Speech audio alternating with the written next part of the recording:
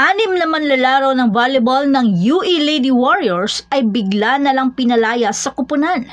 Kung maaalala natin, isang coach ang sinampal at mga players ay inabuso at ngayon ay nahaharap na sila sa isang di-tiyak na kinabukasan. Nangangamba ang lahat sa anong maaaring mangyari sa mga manlalarong ito. Ngunit ang kanilang kwento ay may nakakagulat na pagbabago. May plot twist pala at ang nakakagulat na kwentong ito ay maaaring magpabago sa buhay ng mga manlalaro. Ano kaya ang nangyari sa mga pinalayas ng mga student athlete? Pero bago pa man ang lahat, kung hindi ka pa nakapag-subscribe, please like and subscribe at pakispike na rin si bell button para lagi kang updated sa mga volleyball ganap. May bagong pag-asa para sa anim na dating manlalaro ng volleyball ng University of the East na pinalaya sa kupunan nitong buwan. Sina Casey Balingit, Tin Icalya at Kesha Famulagan, pawang mga seniors na konting kembot na lang matatapos na ang kanilang pag-aaral sa kolehiyo. Pero halos gumuho ang kanilang mga pangarap dahil sa masamang balita.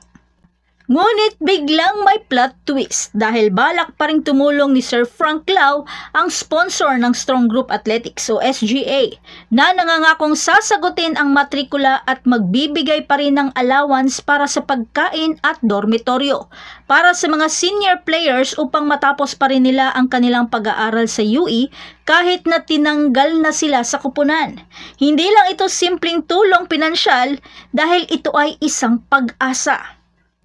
Isang pagpupulong kasama si Lau at ang anim na manlalaro ang naganap noong Martes upang kumpirmahin ang patuloy na suporta kahit na matapos ang pag-alis ng SGA bilang sponsor ng women's volleyball team ng UE. Si Balingit na nasa kanyang ika-5 taon na sa UE ay balak na mag-aral ng master's degree matapos siyang tanggalin sa kupunan. Ang 5'7" outside hitter ay malakas pa rin ang loob na magpatuloy dahil sa malakas na pagnanais na maglaro para sa white and red. Ang mga 4th year students athletes na sina Icalya at Famulagan ay parehong 2 semestre na lang ang kulang upang makatapos ng kanilang undergraduate degrees.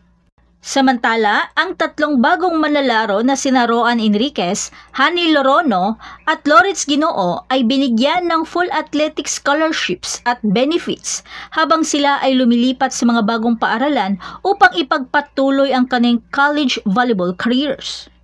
Ang 6 na manlalaro kasama ang dating interim head coach na si Alan Mendoza at ang kanyang staff ay tinanggal rin sa kupunan sa isang biglaang post-season overhaul. Umusbong din ang mga aligasyon ng maltrato, pang-aabuso at kapabayaan sa pananalapi na idininay naman ito ng mismong paaralang UE. Habang ang paliwanag ng universidad ay pinagtatalunan pa rin, isang bagay pa rin ang malinaw. Ang ginawa ni Frank Lau ay nagbigay ng pag-asa sa 6 na kabataang babae. Ang kanilang paglalakbay kahit mahirap ay nagpapakita ng kapangyarihan ng pakikiramay at pangalawang pagkakataon sa gitna ng pagsubok. Ito ay isang kwento ng pagiging matatag, isang patunay sa di natitinag na diwa ng mga atletang ito, at isang paalala na kahit sa gitna ng kontrobersya, ang kabutihan ay nananaig. Para sa akin, isang kadakilaan naman ang ginawa ni Frank Lau sa kabila ng mga kontrobersya. Kumbaga, mas importante ang kinabukasan ng mga estudyanteng gusto lamang ay makapagtapos ng pag-aaral.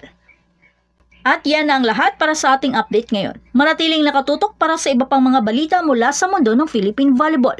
Huwag kalimutan mag-like, mag-subscribe at i-spike ang notification bell para hindi ma-miss ang mga susunod na video. Hanggang sa muli, patuloy na mag-spike at mag-dig sa ating channel.